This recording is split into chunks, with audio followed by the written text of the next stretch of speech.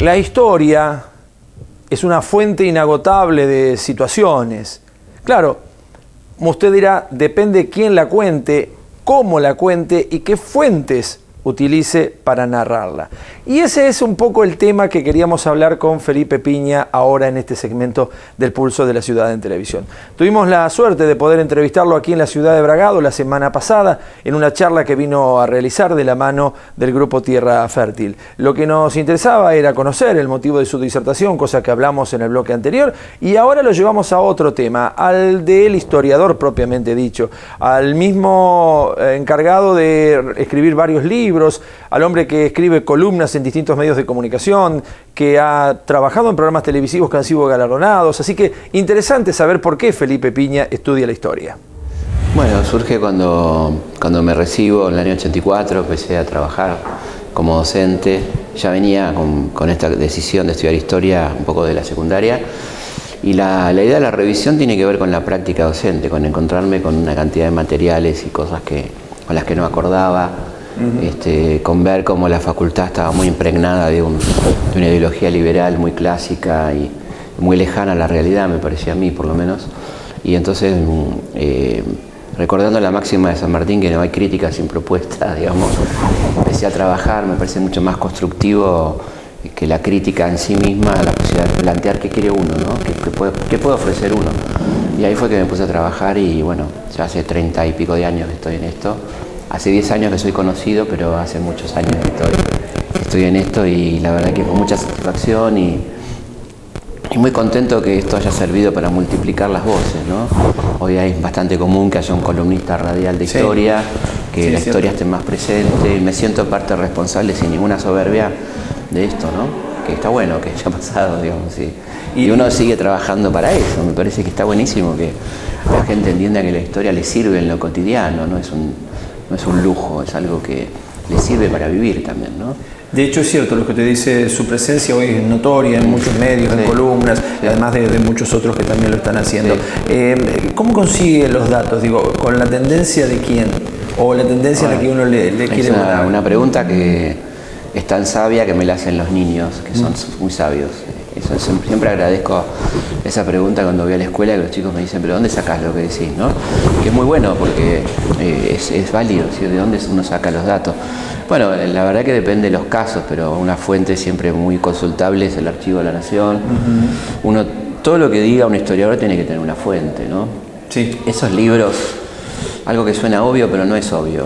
Suena obvio, pero no es obvio, porque uno ve libros de historia donde no hay bibliografía, donde no hay fuente, no hay citas.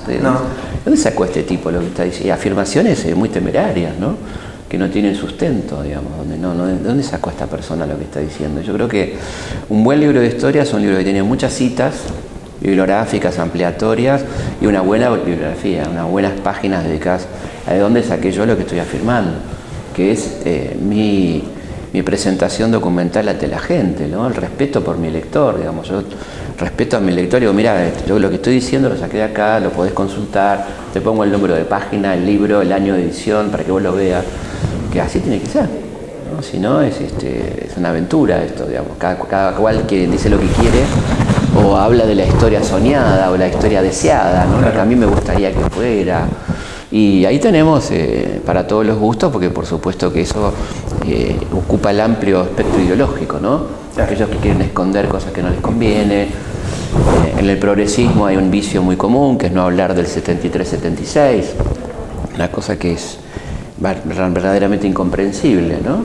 Digamos, no tendría por qué serlo, porque en realidad es para beneficio de todo aclarar ese momento de la historia previo a nuestro peor momento, que lo explica, no lo justifica, por supuesto, lo explica muy bien, ¿no? ¿Por qué vino el golpe? Se explica muy bien ahí. Claro, pues un hecho siempre tiene un antecedente. Exactamente. Y además, bueno, si nosotros explicamos, decía Freud, donde hay palabra no hay enfermedad, ¿no? Entonces, poner palabras y explicar es muy importante. Entonces, lo no dicho siempre trae problemas, ¿no? ¿Hay algún acontecimiento de la historia que a usted le haya parecido, digamos, que fue muchas veces explicado de una manera y que usted encuentra que es de otra? Sí, bueno, desde el descubrimiento de América en adelante bueno, tenemos mucho, pero pongo ese ejemplo porque es un ejemplo vergonzoso, ¿no? De de falsificación de la historia, digamos, desde lo iconográfico a lo documental o lo supuestamente documental, ¿no? Es decir, poner a un sacerdote que viene con Colón que nunca vino y dar una idea de que Colón vino a evangelizar cuando era un viaje comercial, y hay un cuadro inaugural de la mentira en América que es Colón con un sacerdote desembarcando en tierra americana, dándonos una idea que no existió, ¿no? Desde ahí en adelante, bueno, tenemos una colección de mentiras absolutamente instaladas, digamos, que bueno, que son otras que surgen y que a uno le causan gracia cuando se habla de la grieta, ¿no? Como que la grieta es producto del enfrentamiento de esta sociedad en los últimos 10 años. Un tema muy actual. Cuando esta sociedad vivió en guerra civil 60 años, cuando tuvo masacres tremendas como la de la conquista del desierto, la masacre de la Patagonia, la Semana Trágica, la década infame, ¿no? Digamos, ¿de qué estamos hablando, ¿no? ¿De qué grieta? Es decir, ¿qué novedad es la grieta en Argentina? ¿Y quién la creó, la grieta, ¿no? ¿Quiénes son los, como decía el maestro de maestros, Arturo Jaureche, los profetas del odio, ¿no? Que él lo describe, fíjate que es un libro que tiene 50 años, ¿no? Él lo describe perfectamente. ¿Quiénes son los profetas del odio? Con nombre y apellido. Tipos que han vivido incentivando el odio entre nosotros, ¿no? No es una novedad este odio que vemos todos los días en algunas cadenas de noticias o en ciertos medios, tratar de que la gente odie. Esto es viejo y es el mismo recurso, claro, el mismo recurso de la oligarquía argentina, que entiende que el odio es un negocio para ella, ¿no? A usted también le quiero reconocer el hecho de que, bueno, su incursión en los medios con la historia hace que lo volvamos un tema más cotidiano y lo saquemos de aquello nada más que del bronce y del mármol, que está bien que esté seguramente en su lugar, sí, claro, pero la historia también es algo más cotidiano. Sí, yo creo que sí.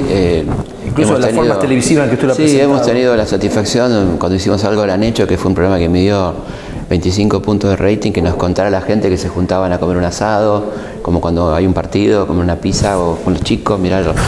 Eso es genial, ¿no? Que la historia ocupe el lugar que tiene que ocupar de lo cotidiano. Es algo que nos constituye, o sea, somos lo que fuimos, ¿no? Entonces, si uno puede hablar de la historia familiar, de los abuelos, cosas que se habla poco también, se habla poco en general, ¿no? Digamos que hoy los celulares son los que tiranizan las reuniones familiares y ya la gente ni habla, pero está bueno volver a hablar. Soy muy partidario de que nos volvamos a escuchar, por lo menos en la familia, ¿no? Que está desapareciendo eso, ¿no? Creo que no es una pregunta para un historiador. ¿Qué Argentina viene? ¿Qué Argentina ve usted? Yo soy muy optimista en general, no ingenuo, pero creo que la Argentina tiene todo para salir adelante, para mantenerse en esta línea de crecimiento con inclusión. Por supuesto que no va a ser fácil. Tenemos un socio que está en gravísimos problemas como Brasil, que ahí es donde tenemos que poner la mirada, lo que pasa con China, o sea, tenemos que empezar a dejar de mirarnos del ombligo, ¿no? A la hora de analizar cómo nos va a ir. Y dejar, por supuesto, de lado los pronósticos astrológicos, ¿no? O sea, esto de si tenemos suerte. La suerte no tiene nada que ver con la política, no hay cosechas salvadoras, no existen estos milagros. Tiene mucho que ver con lo que hagamos nosotros, con la política, lo que construyamos, no hay nada providencial.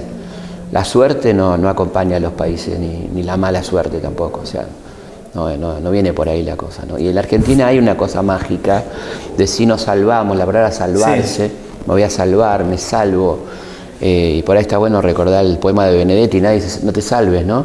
Nadie se salva solo, digamos, el que se salva solo le dura muy poco, ¿no? ¿Cuánta gente creyó salvarse y en el 2001 estaba pegándole trompadas a la vidriera de un banco, ¿no?